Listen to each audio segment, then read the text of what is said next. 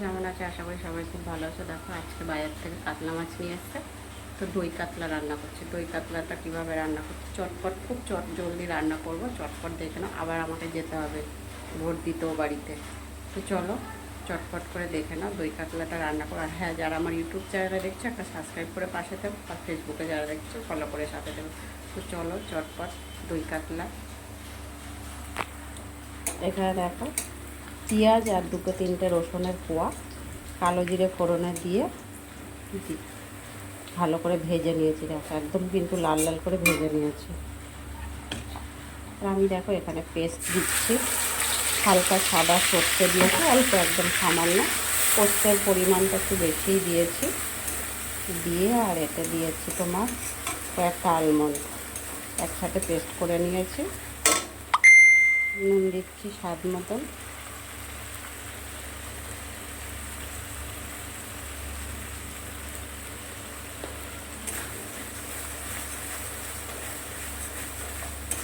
এই রান্নাটা কিন্তু খুব জলদি হয়ে যায়, অনেক বেশি সময় লাগে না, খুব তাড়াতাড়ি হয়ে যায়।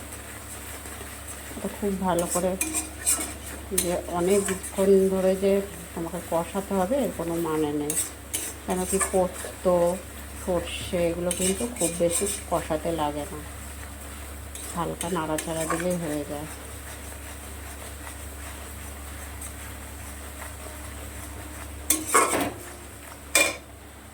আর এখানে দেখো মাছগুলোকে আজকে হালকা ভেজেছি।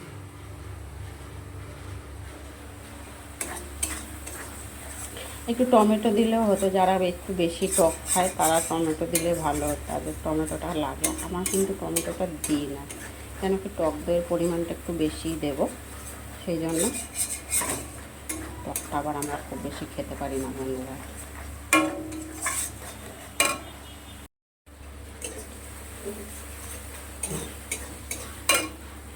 আমি একটু আদা পেস্টও দিয়ে দিলাম, 1 চা চামচের মতনই দিচ্ছি, খুব বেশি দিচ্ছি না।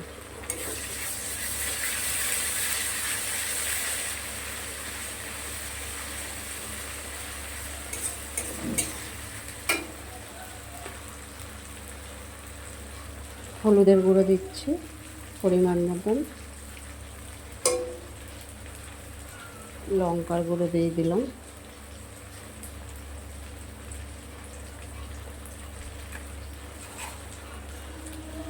একটু মিষ্টি দিয়ে দিলাম,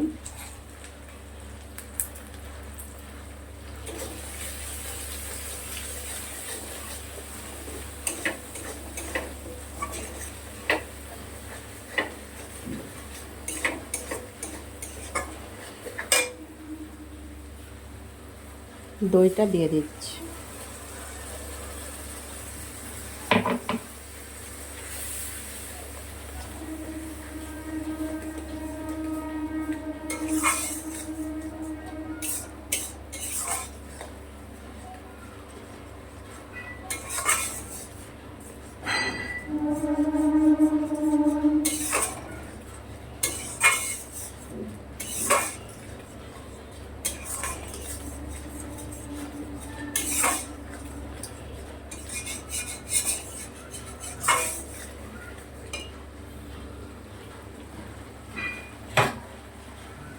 বেশ কিছু সময় নাড়াচাড়া দেব।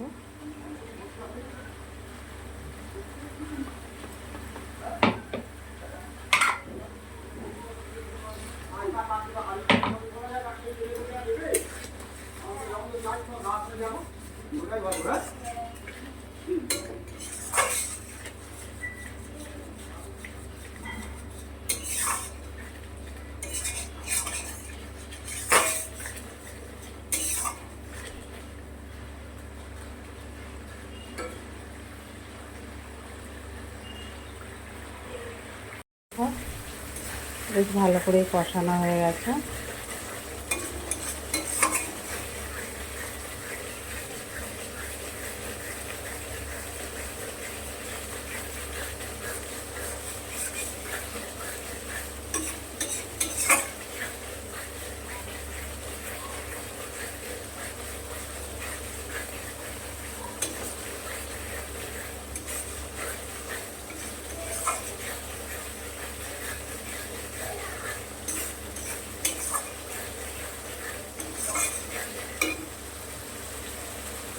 এবার সামান্য একটু জল দেব।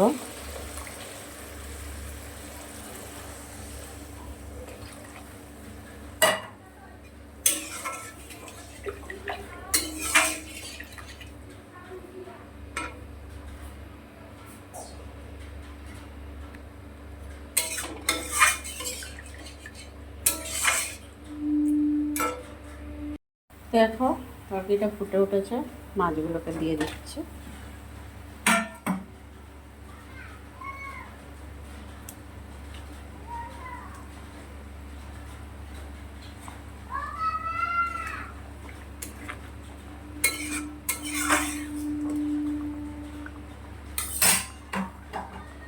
তো বন্ধুরা ভিডিওটা এখানে শেষ করবো, আর বেশি বড় করছি না। কে কোথা থেকে ভিডিও দেখছো লাইক কমেন্ট শেয়ার করে দিও ভালো লাগলে।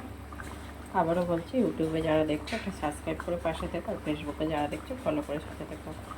সবাই ভালো থাকবে, সুস্থ থাকবে। আবার চলে আসবে ছোট্ট কোনো একটা ভিডিও নিয়ে। আবার পরে দেখা হবে তোমাদের সাথে। টাটা সবাইকে।